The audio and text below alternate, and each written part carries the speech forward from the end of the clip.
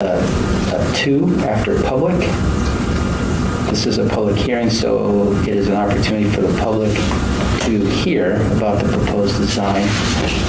And then the next line, 17, I believe it would be zoning ordinance gives the Heritage Commission. I don't know if I said board, maybe that's proper. I don't know. Is it zoning board or is it zoning? It's a zoning ordinance. I would, yeah, that's what I thought would be. Ordinance gives the Heritage Commission. Yeah. And again, that should be preview and not purview. Yeah. Purview of building condition. And I would say the authority, not an opportunity. Good word choice. Yeah, so that's all I have. Okay. Are there others? Are you finished? Yeah. I was going to make a motion that we accept the minutes as corrected. Second. All those in favor? Aye. I'm Abstaining? I was not there. Maura is abstaining. All right, that carries, and we'll adopt that. Turning our attention to the meeting minutes of the same date. Are there any suggested amendments to that? That was the one I thought was pretty clear. I can say I don't have anything to add. I thought those were good. Yeah. I move to accept the minutes for December 15th, draft minutes for December 15th. Second? All those in favor? Aye. Abstaining? Abstain. Okay. Maura abstains. No one opposes. Motion carries. I just want to bring everybody's attention to the end-of-year report that I submitted to the Select Board. Oh, for the annual report. For the annual report. I did that this week. I had John review it and gave his favor to it. But I just wanted to make that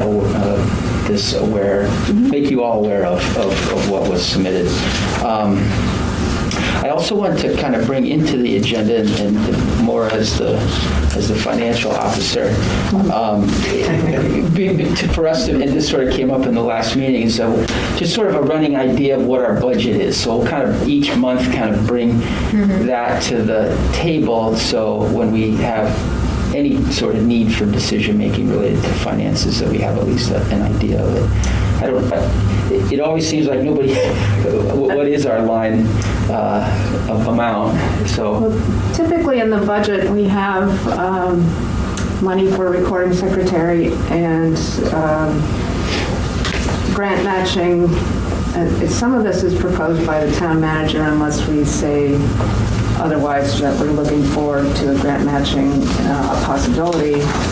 So it will be included in the budget. And whether or not we get the grant, then we don't spend it, and it comes out next year. So this year, the Heritage Commission, the proposed number is $893, which is the same as last year and the year before. So that gives us a little bit of money, not a lot. But we made this is what I didn't see in the minutes. We did have a vote on whether or not to take whatever money was left by the end of December 31st into the Heritage Fund. And I believe it was unanimous. it was, yeah. So maybe we have to reconsider that motion because I didn't see it in the minutes. So there is in, let's see here, line 19. Oh, okay. You should discuss the budget over the next couple of meetings. This is an update from the select board. Yeah. You said that typically what is done is that money is left in the HC budget, is swept into the Heritage Fund. You had made a motion to place any remaining funds in the 2021 Heritage Commission budget, and those were all I missed that paragraph. at the end. So we're good with that. Yeah, okay. And in our Heritage Fund, we have a little over $5,000. Go ahead. Yeah, so we can use that for grant matching, sending out information to people, whatever we come up with. And I want to ask you this while we're on the subject. The Historic District Commission is considering the property at 8 Gilman Lane. And I volunteered to get someone because of the discussion about the dating of the building and the history of the building. I offered to find somebody who was a specialist because members of the public were really kind of adamant that we know more about the structure as far as the dating of the structure. And I did find someone, and I'll have to say, I don't know his price, but if you would all be amenable, the HDC has a little bit of money left, but if we could make up the rest of it through the Heritage Funds, because Heritage had a say in the matter too. And I'll give you a top line. If it's more than 2,000, then no, I'll find it some other how. I don't think it will be. He spent maybe an hour and a half going throughout the building and is going to write a small short report and maybe a PowerPoint, and that's for tomorrow night. Do we need to make a motion to? I would, to allow me to expend the money, you're going to have to sign the check. That'll be my first check sign. Then I move that we allow up to $2,000 to be used from the Heritage Fund to cover the cost of property appraisal or property date inspection by the person Julie has found. For 8 Gilman Lane. For 8 Gilman Lane. I'll second it. Any further discussion on that topic? What is his name? Stephen Mallory is the person that I brought in. He's a preservationist. What was the last thing, Julie? He's a preservationist, Stephen Mallory. Stephen? Mallory. Oh, okay. Is he local? Yeah, he's from Kensington. And I It know won't make any difference what he says because they have already made up their minds. It is in their program. Pam, statements like that are going to take you right off the HDC for that reason. I get so upset. Well, I understand, but giving your opinion here matters at tomorrow night. That's not Stephen Bernard, is it? No. No, okay. Because he's a preservationist too. Probably know him. So, Well, thank you. is there Okay. no further discussion on that? Oh. Or is there further discussion? Any other questions about Stephen Mallory? Peter Mallory. All right. All those in favor of the motion to appropriate some funding up to $2,000 for the support of a preservationist evaluation at 8 Gilman Lane? Vote Aye. Aye. Aye. Opposed? Abstaining? So motion carries. Thank you. All right, very good. Thank you for sharing the financial numbers. It's kind of, I felt it'd be good to kind of get started 2022 and kind of know what our financial place is. And then something, if I know we're going to talk about mailings later and things with the neighborhood heritage area, and it'd be good to know what we're working with. Okay, so on to the next line on the agenda. We had a demolition review committee visit 280 Epping Road.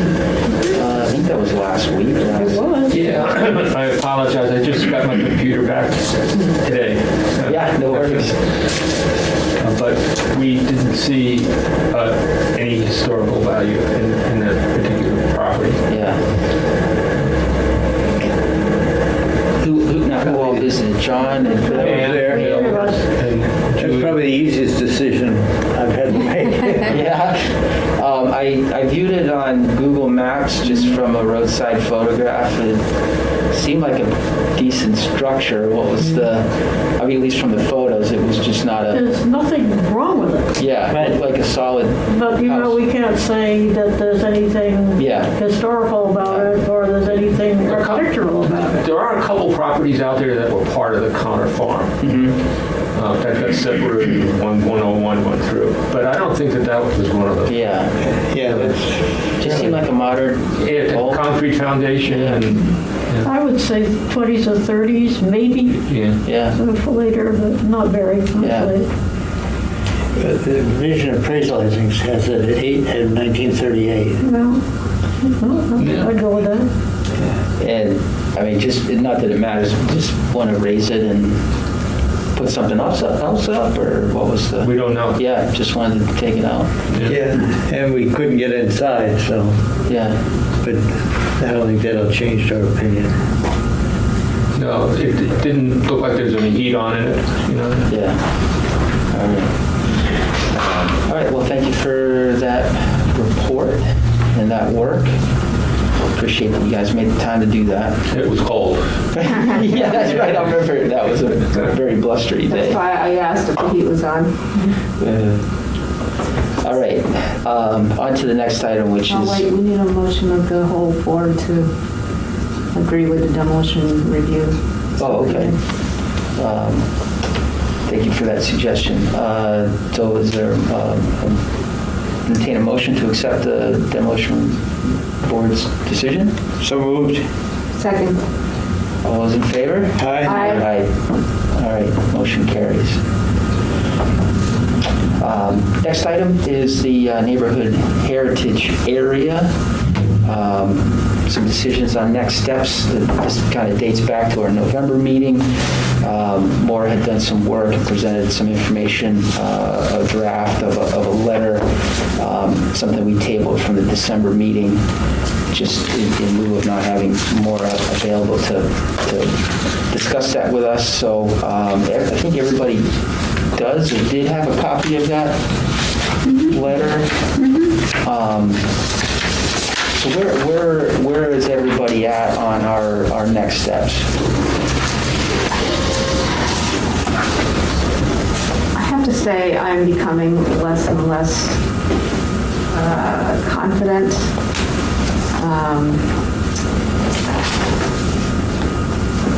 Not disinterested. I don't know, interested. I just find it such a hurdle, the information that we've been getting, and the smaller and smaller area that of people who want to participate. And I'm also concerned about that it calls for a demolition review, as does this commission, and having it kind of double up our opinions on projects that are going for the planning board go to the planning board, and then there would be the second review by the planning board on the demolition. I think that's one of the reasons. I think the heritage neighborhood document was written before demolition review committees were put in the RSAs. I could be mistaken about that. So that might have been different at that time. But I know towns do not like it. And in fact, I don't know that any town has adopted one last time I checked. I feel that we're trying to push this, and I think that it should be burgeoning up from the neighborhood as opposed to being laid down upon it. And that's totally wrong. It should be the other way around. And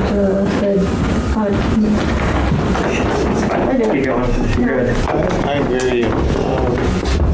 Now, I mean, I thought it was a great idea. It was started before I got on the board, but I thought coming on, this is good.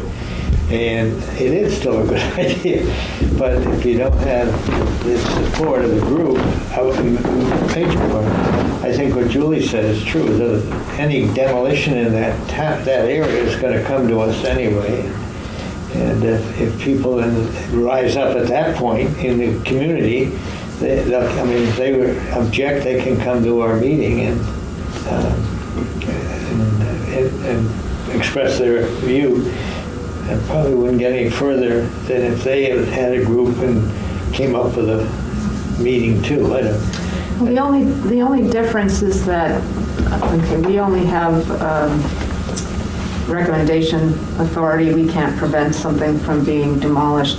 And I think part of what the Heritage Neighborhood does is give people the opportunity to say, this shall not be demolished, and the planning board has to listen to that. And whether or not they say, we understand, but is something that we haven't gone through, right? Part of the process, and really needs to be reviewed more than we have. Yeah, so Bill, I think Julie's right. The major distinction is that if a neighborhood heritage area were to be established, it would have more authority. So Would they have the authority to stop it, though? That's the theory, yes. If the planning board adopts it with language that is strong enough to have some teeth. But that's even stronger than the HDC, isn't it? No. No. The HGC can stop it. Oh. But it has to be within the district, and the one we're talking about is not. Right. So I think, as this project has moved along, I agree. It does not feel like there is the support for it that there was several years ago when I started talking to folks in the neighborhood about it. And I feel like it would be wonderful to do, and I do still have the same concerns that I've always had about houses in the neighborhood being demolished, and we're already seeing that happen. I just also can't force people to be as concerned about it as I am. So my only thought was, is it worthwhile for us to do that one last mailing, to have sort of an official kind of pulse of the neighborhood? I do feel like we've heard some strong opposition from a limited number of parties. I've heard individually some people share with me that they are in favor of the idea, but it hasn't exactly been a groundswell. But I just wonder if it would be helpful for us to sort of see on paper, if we were able to get back, responses to a letter that said yay or nay. But then that may not be worth the effort if we don't have enough folks in the neighborhood who are willing to take on running that advisory board.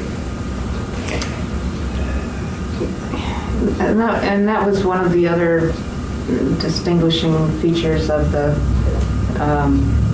Heritage Neighborhood as opposed to the Heritage Commission, was that it delineated what kind of people with occupations that need to be on the board, like an engineer and an architect, and finding that within the neighborhood. Well, actually, those didn't have to be in the neighborhood, but was preferred. Yeah, I was going to say they weren't required, but Yeah, there but was a preference for that. there's a requirement for those occupations to be on that committee. I thought it wasn't a requirement that those occupations be there, but that if it were possible, like that would be a preference. Like if there were a slate of people available, preference should be given to someone with those backgrounds. Mm-hmm. Would a neighborhood heritage commission have the authority to ask and about what's going, if you tear down your house, what's going up in its place? Well, that's what it says in the letter here. Well, so it could, but from the responses we received to that original survey, the sense seemed to be that people were mostly concerned with demolition. Right. And I think the new construction element was, I don't have it in front of me, but there is something to the effect of, it has to be kind of in keeping with I don't want to say architectural features of neighborhood houses. Compatible with the neighborhood. Yeah, compatible with the neighborhood. Yeah. So, and again, that would be something that would be fleshed out. If it got to the point of creating an advisory board, there would be some more specifics about what that exactly means when it comes down to it. It would be nice to have numbers to say that, so that we could say that 44% of the people of the neighborhood approve, of course. Yeah. So we're probably going to get a 10% answer. Well, that's my concern. Yeah. If we were to send out a letter with a postcard that people needed to fill out and return, what would be considered a decent response rate, and would we get that? And that, along with that, I think would be good, because if then one of the real, maybe there are only a few handful of advocates really, but if one of them comes back and says, well, why'd you guys drop that idea? We would say, well, because 74% of the people didn't respond or didn't respond positively or something. Rather than say, well, we just lost interest. Well, we've got money, which we can spend, right? So, We all agree? so let's, I mean, the worst that can happen is... You got Cass Street, for instance, is totally, Against it. they're totally against it, and they've mobilized, and it's a key piece that, that should be there. It's the cornerstone. Yeah. Yeah. And the taverns, both taverns, don't want to be part of it? They won't respond. That's just it. Right. They won't respond. Well, And- but and they- I don't know that they won't respond. I think my idea was send the letter, have the postcard, return addressed with a simple checkbox, yes or no. If that's all that people have to do and they are strongly opposed to it, I'm hoping that they'll at least check a box that says no and toss it in the mail.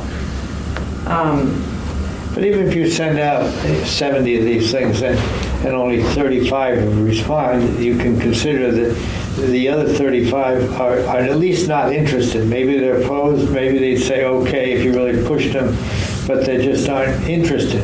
And then take the last 35 that you brought in, and then, 10 of those people said yes and 25 said no. You really have something to base your dropping the idea, I guess. Yeah, I agree. I think it would be nice to have sort of something in black and white that we can point to if someone were to say, whatever ended up happening with this. Well, we'll leave it for the planning board. Yeah. They're going to want to know the numbers are there to support it. But if we can go to the planning board and say, look, we sent out 75 letters and we got 30 that said they wanted it, that would be wonderful. If we go and say we sent out 35 letters and we got 10 that said they wanted it, then I agree, we should just not do it. Yeah.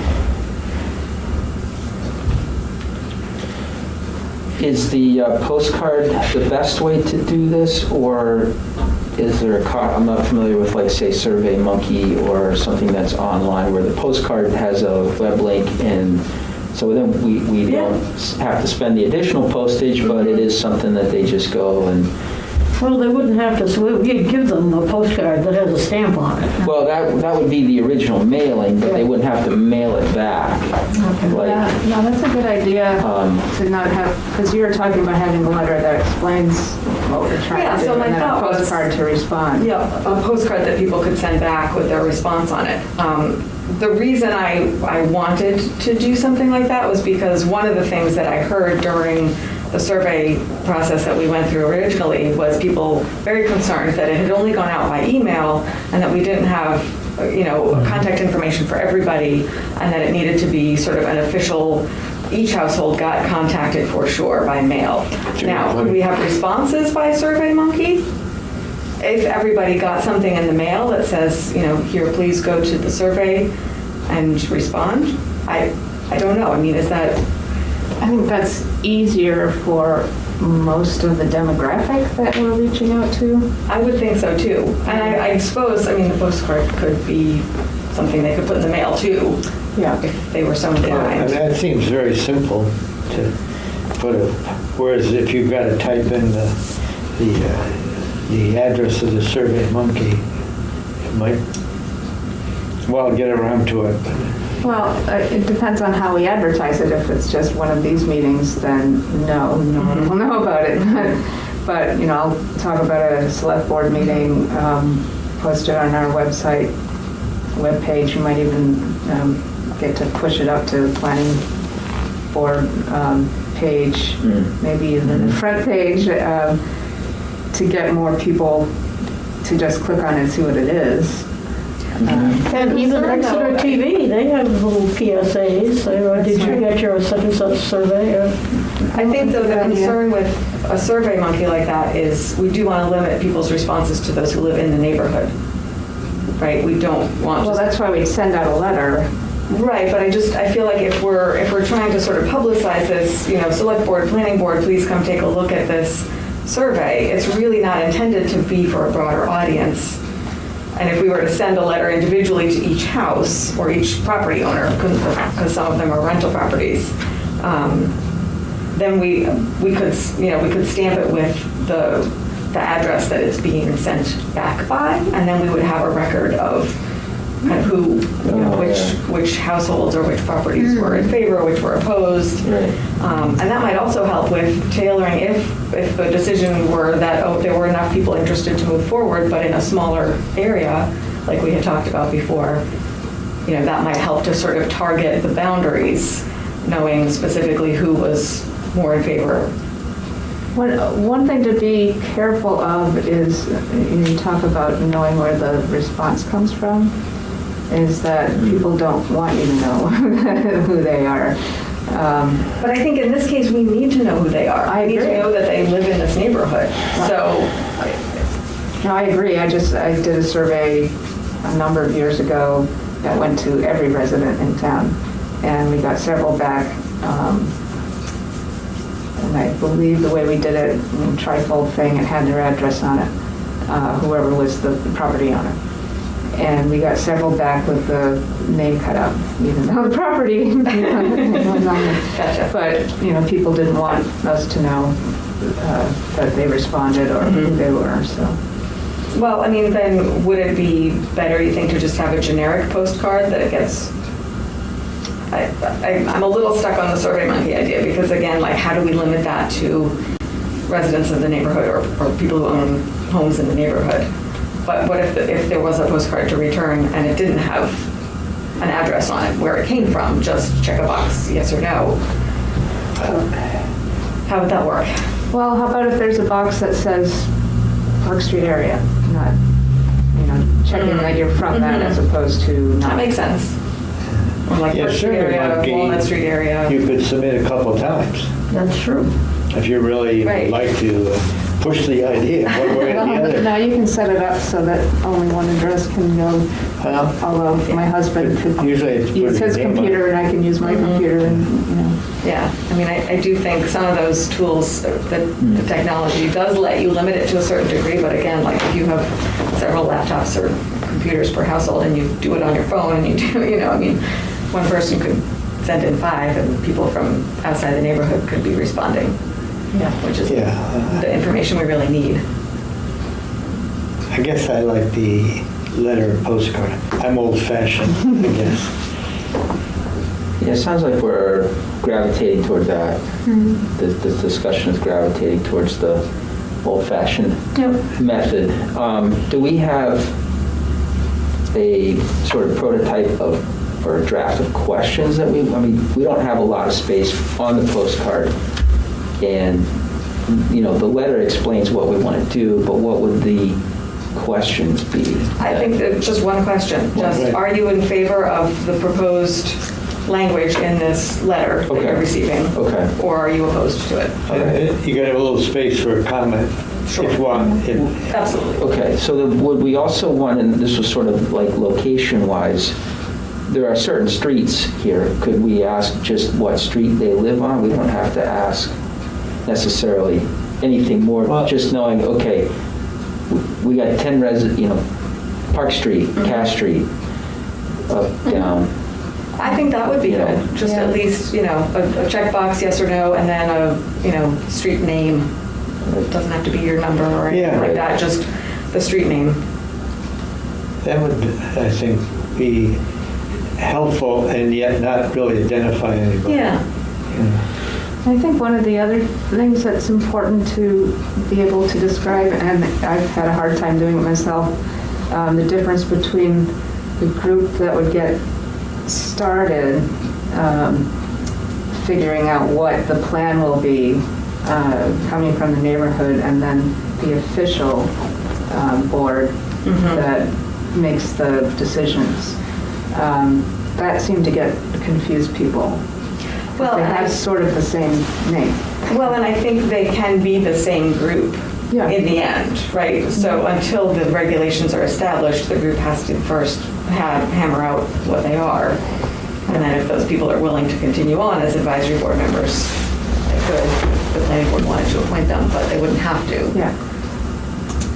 But yes, it is a little confusing. I had to read that manual several times before I really got the whole gist of it. All right, so what I'm hearing is a letter of explanation one more time, and then a postcard every single. That'll define what is the regulations. I mean, the regulations have essentially gone away, haven't they? With the exception of the demolition? Right. So there are two elements. So there's the demolition of existing, and then for new construction, there's the has to Setback and buildings shall be spaced in such a manner. I mean, Yeah. very simple, very simple. right. So there's essentially two elements to what everything that. But it's easy to understand. I hope so. Yeah. Well, let's give it a try. Okay. Yeah. I had a question and then I lost it. Waiting for it to come back. It wasn't a question, it was a suggestion. I recall Joel and is it Janelle, when they visited our meeting, Joel had proposed some financial support for this mailing. Does anybody recall that? Likely in the minutes, I can go back. This would have been a November meeting, perhaps an October meeting.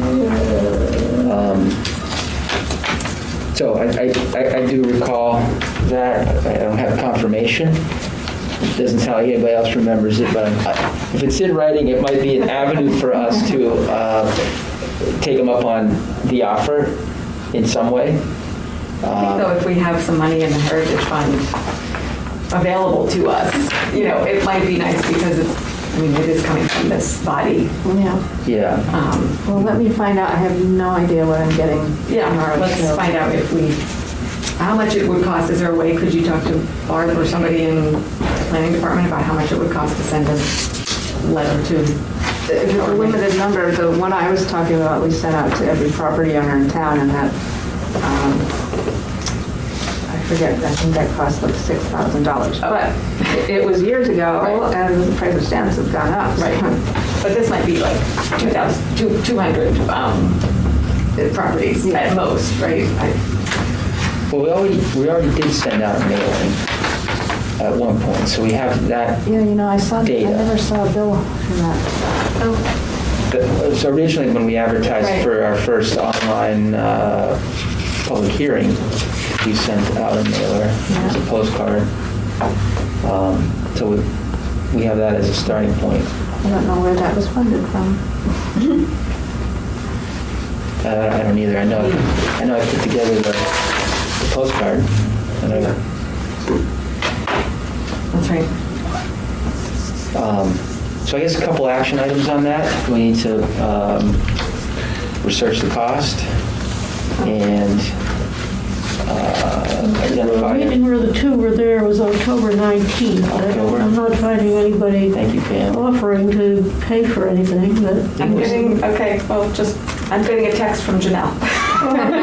She says we will contribute 200 gladly. Oh, okay. Lovely. Wow, that's great. So Okay. thank you, Janelle and Joel, Yeah. From the commission. and the commission thanks. All right. Thanks for the live, I'm glad our live feed. I'm glad I forgot to turn my phone off. And got my text in the meeting. Barb has done this before. She would be the first up, I think. Okay. Rather than the tax office. Yeah, definitely thank him for that. That's awesome. Outstanding report. So yeah, a few action items. We'll evaluate the cost, draft we've got the letter drafted. We need to draft the postcard for the vote. I am aware that there is at least one person that was left off that original mailing list, and that was the Gideon Tavern owner. So we'll comb that address list again and make sure we've got everybody. I'm not sure how he got left off. And if there's been any changes, people moving in and out. Yeah. Well, but I mean, the street address should be the same, Yeah. right? So Right. the name hopefully doesn't It's matter. the property owner. Yeah. So one thing that would be, I mean, a question I think is left out there is, and this is what Julie brought up at the beginning, if this moves forward, we have to think about the duplicity of what our role is in demolition review in that process and how that's going to fit with the Neighborhood Heritage Area Advisory Board. Well, So, this could be, I have to look at the thing, Yeah. the guidelines first, but, Yeah. you know, one of the things that could work out is when they do their demolition review, we do it at the same time and give our advice, and then they make the decision.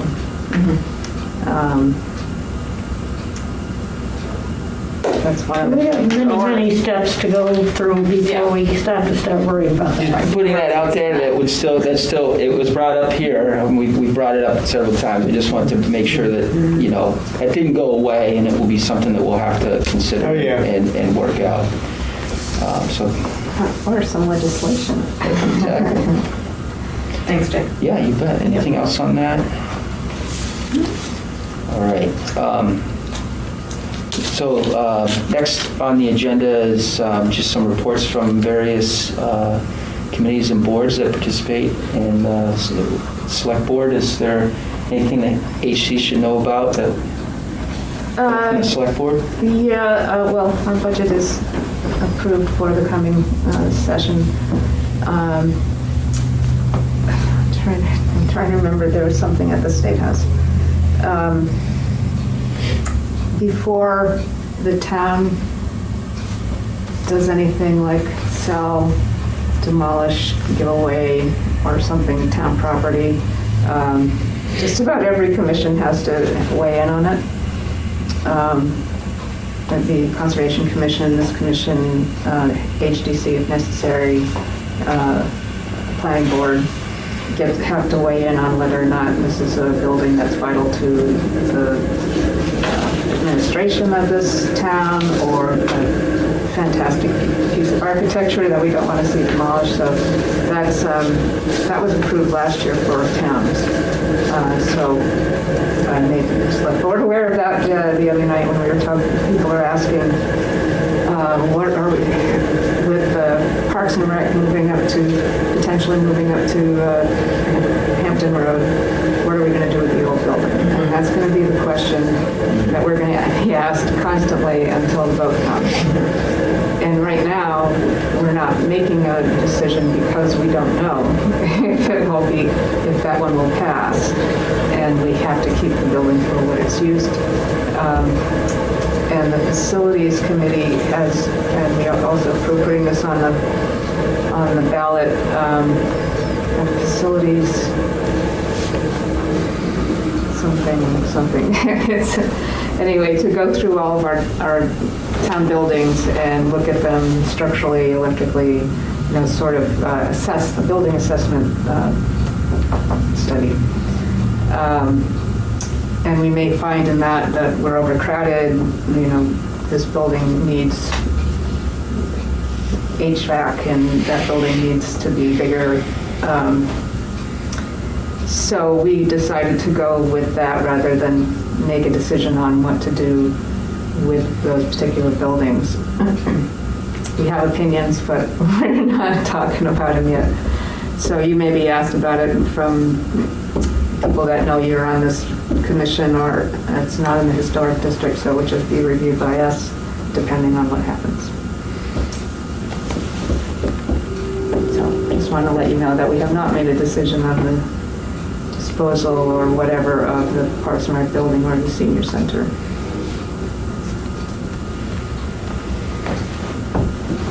All right, good to know. Anything from the Historic District Committee? Sounds like there's a hearing tomorrow. Oh, Meeting yes, tomorrow. there's a big meeting tomorrow. 3 huge things.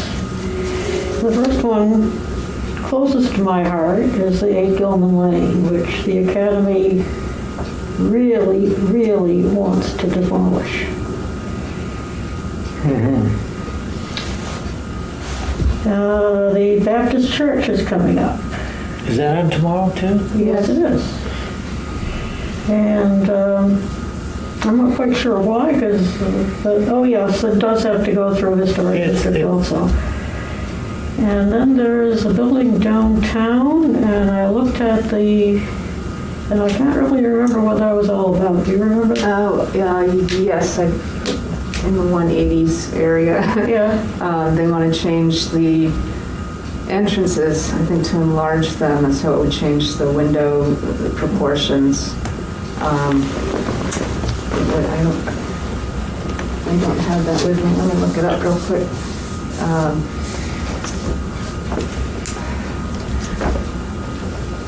But I think it would be, well, I'm not going to say what I think before we go see it. Did the Baptist Church come up at a previous meeting in December? Yes. Because that was, we had that hearing. We being the Heritage Commission. Yeah. Have already signed off on that. Well, this was on the minutes we just looked at. Well, but I thought we did that in advance of the HDC meeting in December. We did. So did they present then? And then I did not go to the walkthrough with the HDC because I figured it wouldn't have changed since the week before. So I don't know what they said. I don't think they had a formal meeting. No, I guess they didn't. No, it was just the HDC. It wasn't it didn't include us. I also didn't go, so I hope they had a majority.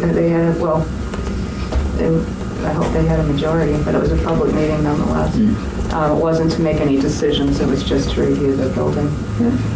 So they're coming up, and the other is 173 to 179 Water Street.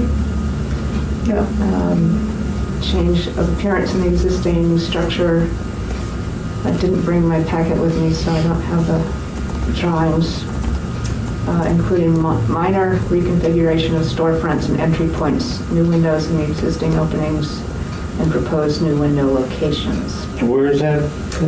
173 to 179 Water Street? Is that Smith Building? Yes, I believe so. I'm going to look it up now. And that's, I believe, you just said that he doesn't want to do the condos up on the top anymore? So I got to read that thing. He had a thing pending where he wanted, first of all, 7 stories, and then it came down to 5, and then it came down again, and so I don't know what he's doing now. That's the old Woolridge building? Yeah. All right. Is there any other business that...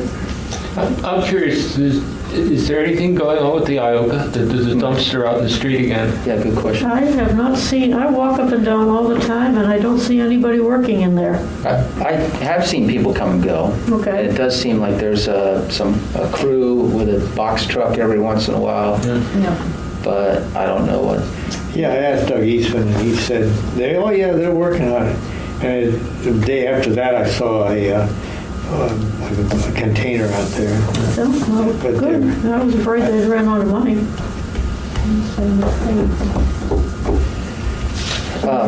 Go ahead, Julie. 173 to 178 is this.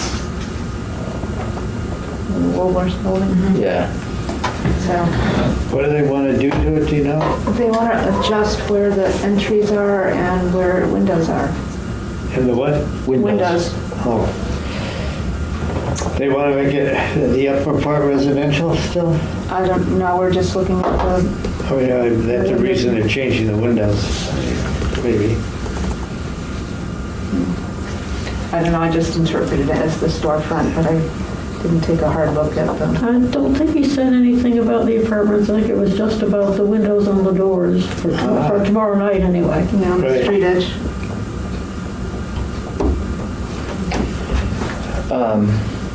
In other business, Maura had been alerted to, Bob had, we had a public comment, I guess, from that Bob fielded. You emailed me about it. Oh, yes, thank you. I don't, and this has to do with a person who lives at 60 Main Street was notified of a zoning variance application for 46 Main Street, which abuts the property.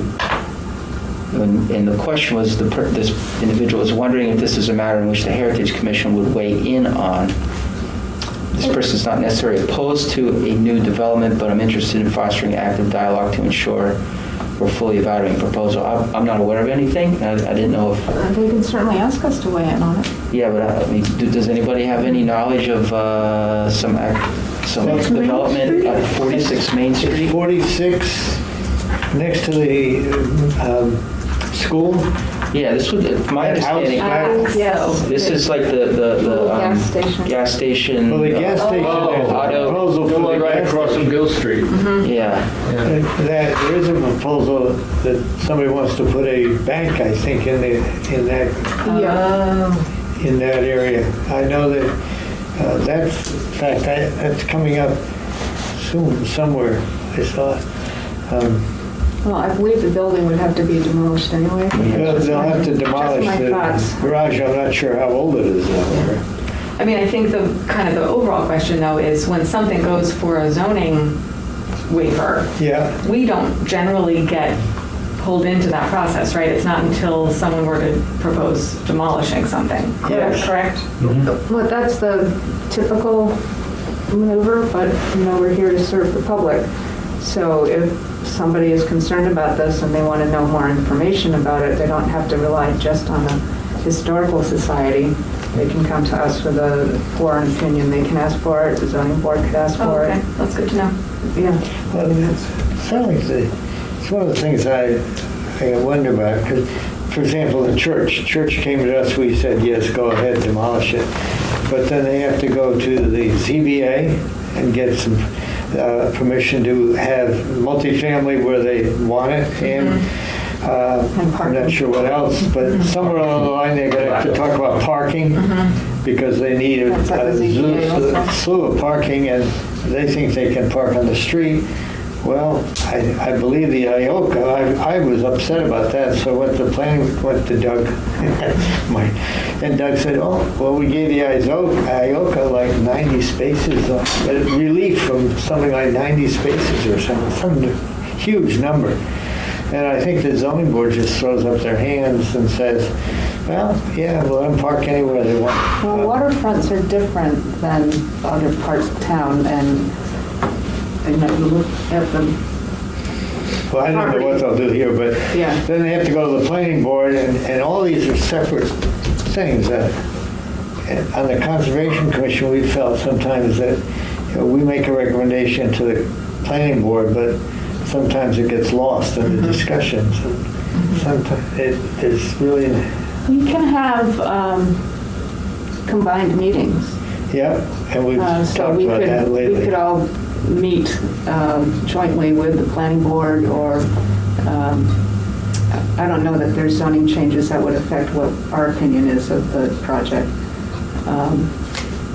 But, that's an option also.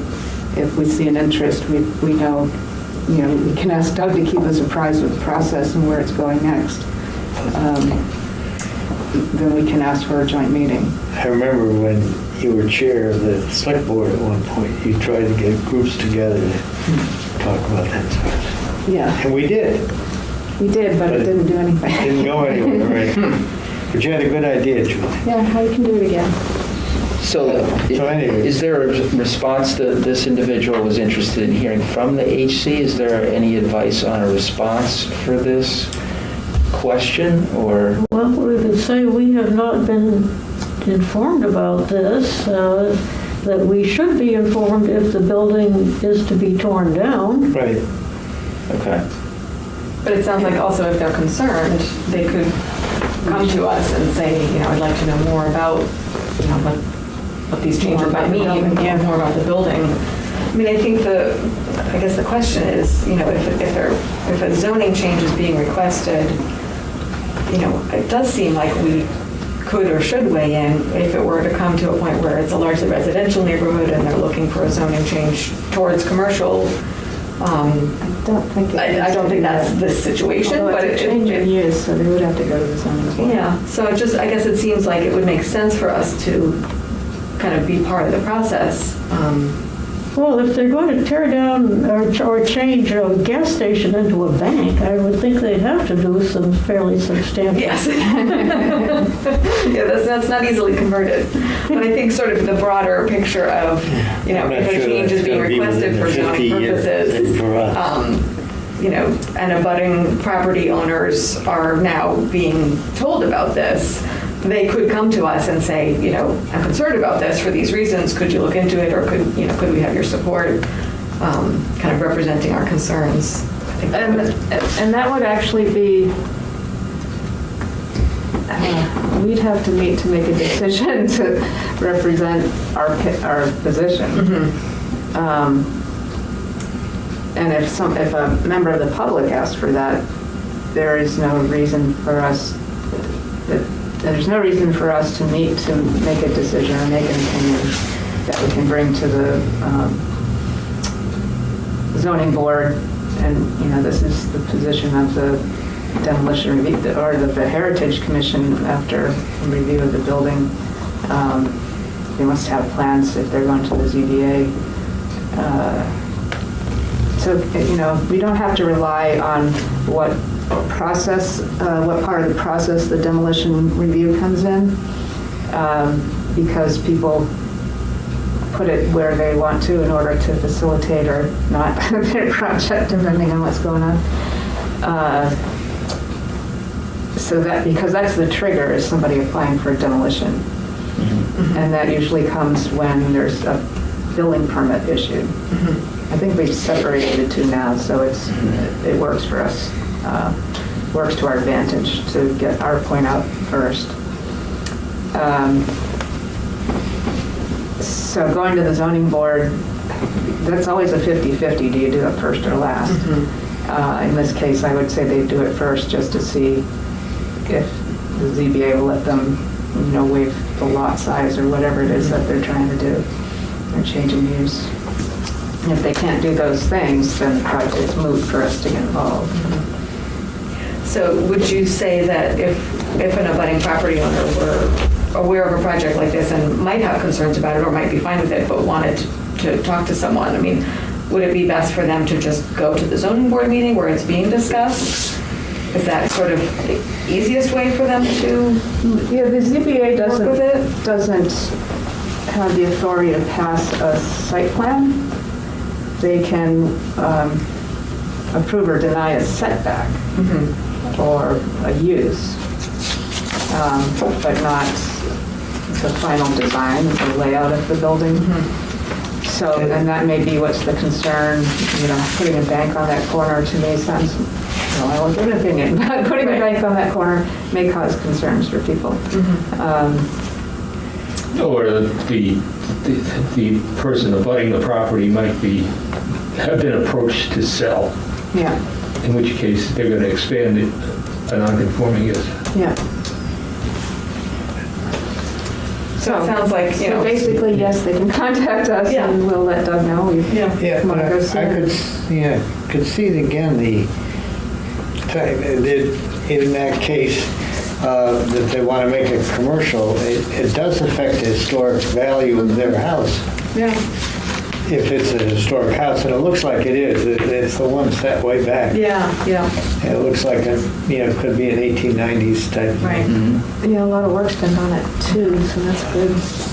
However, Yeah, so I guess I think just sort of as a point of process, it's good for us to kind of know how it works, and if the letters get a notice like that and they are concerned, so there's two parts really, right? Like it's the zoning change, and if you're concerned about what that might mean, the zoning board is where you would need to talk to them about, why it shouldn't be allowed to be changed to commercial or back or whatever it is. And then there's our part, which would be the demolition and Well, no, I think our part is to review the building, even if we know that it's proposed to be demolished, which we don't exactly know that. But, the public can come to us and ask our opinion about this building not what its use is going to be, but about this building and its history, whether we think it's an example that we need to keep, and that kind of thing. And then they can use that information, the property owner can use that information when they go to ZBA. The problem is getting scheduling done before they go to the ZBA. Right. And we do have files on old houses at the Historical Society. Right. Which is the house again? 46 Main Street, you said? Yes. Yeah, the property is 46 Main Street. Okay. It's not a house, it's it's that garage. Oh, it is, but then you gave another, Well, this individual was from in the area. They were notified of the zoning ordinance. so he must live next door, They're at 60 Main Street, 60? so somewhere near it. Within 200 feet or whatever. Well, it's interesting because the next house up, I believe, if you're going out of town, is a very nice white Yeah, house, it's which a is, great reliable. Yeah, the nice Yeah. house. Yeah, that's and a, it will cut off that area, that residential area that goes on that little street too, from that one house that's in there. If you change, and I guess that it could affect the historic nature of that area, but we don't talk about historic areas. We just talk about historic houses. So you're talking about that old Atlantic station that's right across from Cass Street? Right. Okay. Which is near our neighborhood heritage area, so right on that boundary. I think you need to be careful about when we engage, though. You know, who's asking us? Yeah. I mean, I think that we have the potential of hurting somebody's property value by unofficially, putting our nose in something. It's one thing we get the building permit, for the demolition. That's cut and dry. That's what we're doing our job.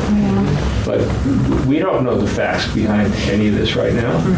Yeah, I mean, this person was just asking they wanted us to respond to their comment or to engage in a dialogue to foster just some information.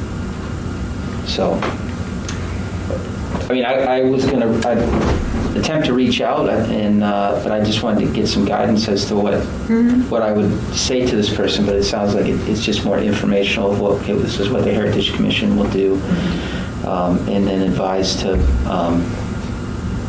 engage with the zoning board for the proposed ordinance change. Yeah, I think you're right, actually. Thinking upon it further. We need some ground to stand on, I think, before we engage. Yeah. Okay.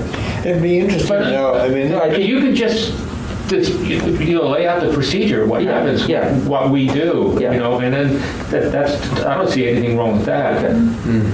that's And I wanted to do that. I mean, I wanted to ask if anybody knew anything about this project or variance before I shared kind of part of this discussion, at least in terms of procedure. I just know it's maybe. It's a maybe. Yeah. I think that depends on what the zoning board says. Yeah, I'm sure that gas station was built maybe even before zoning, which was 1970s. But there must have been a house or something there originally, and they tore it down. But what if it was a house there, and somebody did want to tear it down and put a bank in there, and it was right in the middle of some other, older houses? Fine, the zoning board says, here, go ahead and do that, but we'll make it commercial, and we get to then talk about the demolishing of the building, and we say, no, that building should stay there. And they say, well, it's already commercial.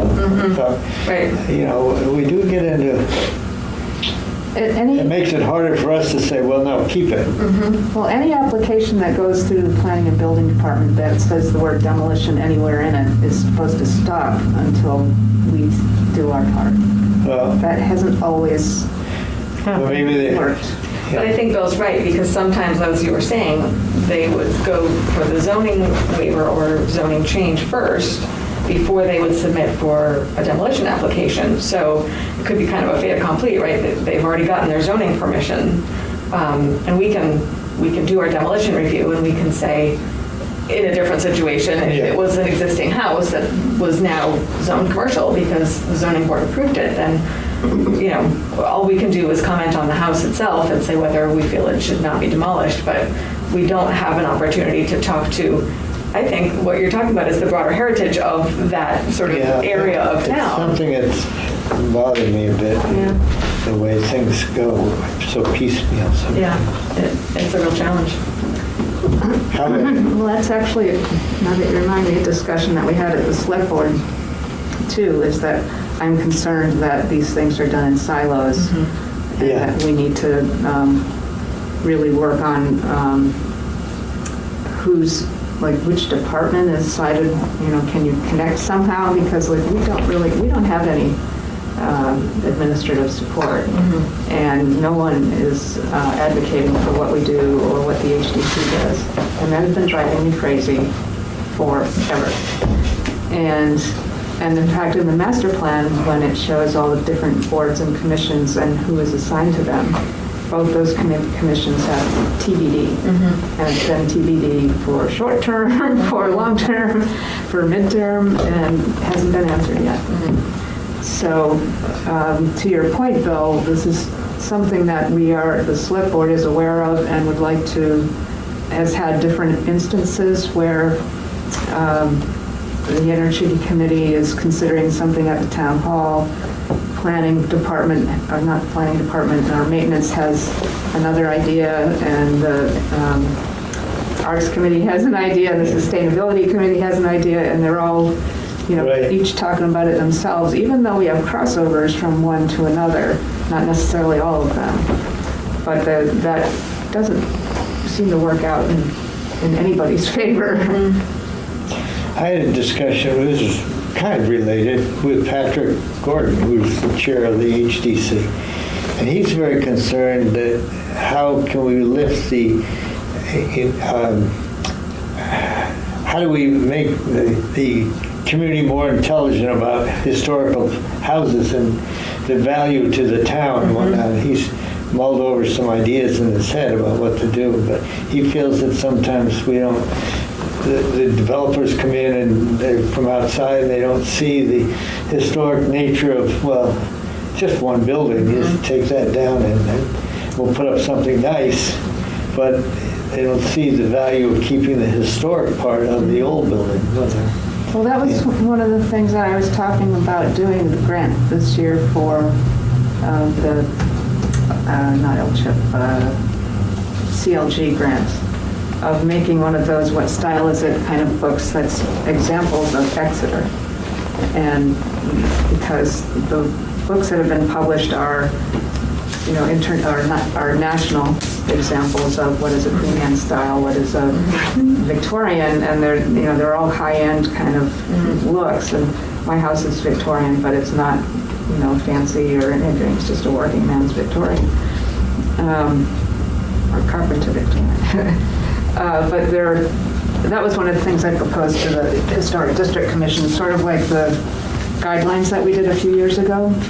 I don't know that it'll quite cover what you want, Bill, because it has to be disseminated, and that's the problem that we have. Run that by me again. The group, the idea is to get a photographic? Yeah. Sort of like you did for the HDC on High Street? Yeah. And do that. Only to do it like John called out a Romanesque style house, and do you know what that is? Well, if you look it up in a book, it'll show you somebody's really nice preserved Romanesque house. But we have examples like this one on Main Street that if we took a picture of it, people are more related to it because it's in Exeter. And again, we have, I think you were even there, Joni and Charlie Pratt did one at the Historical Society many years ago, where they had slides of historic Exeter, and they did just what you said. This is federal, this is the oldest one, then it went into federal, then it went into this, then it went into that, with all these pictures. And that, Slides. again, with someone who's technologically clever, could make that into a very lovely pamphlet or book. Right. So that's one of the things that I talked to the HDC about, getting it disseminated to the public, and I'd really like to shoot at getting realtors to look at this kind of thing, because I've found wrong information being given out to people who are purchasing a house, as far as when it was built and maybe who was in it. But there's, and I know there's a Realtors Association that maybe we can use as a contact to distribute this kind of thing, if this is what goes forward. And maybe that's a time for us to have a combination meeting, the HDC and the Heritage Commission, to talk about what we might want to do for a grant this year. I think the application period is starting next month. They've changed their whole cycle again. I was just curious, again, I don't mean to prolong this, but when the house across the street from us, at 1860s house at 110 High Street came up, and I was desperate for people to, we voted on it all, and that was a big help, and that changed the HDC said no, and the hospital just kind of said, so let's get out of it. We don't want to create a lot of, but I wrote both the Independence Museum and the Exeter Historical Society saying, are you concerned at all about the fact that this is a 1860s? It's not beautiful, but it's 1860s. And I got a very sympathetic letter from Werner Oziascu, who was then chair of the down there, and I got a nice letter from Ann Schieber, both saying, well, good luck on it. But there was no bringing it up to their boards. Yes, there was. Was it? Because I was on the board.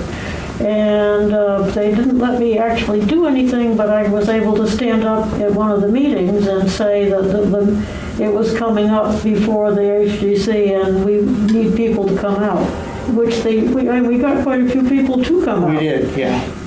And the Independence Museum, that's beyond their scope of Yeah, the years that they cover, so. I was just reaching for straws, really. But, I wondered still whether how we might work in with the Historical Society. Well, I was trying to get the Historical Society to do something about Gilman Lane, and they would not let me put that out. The bridge is still there, But, such as it was. All right, good discussion. Yeah, that was good discussion. Thank you for all that. I'll entertain a motion to adjourn. There's no other business. move to adjourn. Second? All in favor? Aye. Motion carries. All right. Good night, everybody. Good night. Thank you. Yeah, thank you. Yeah, thank you. Thank you for. Is that for you? Not for me.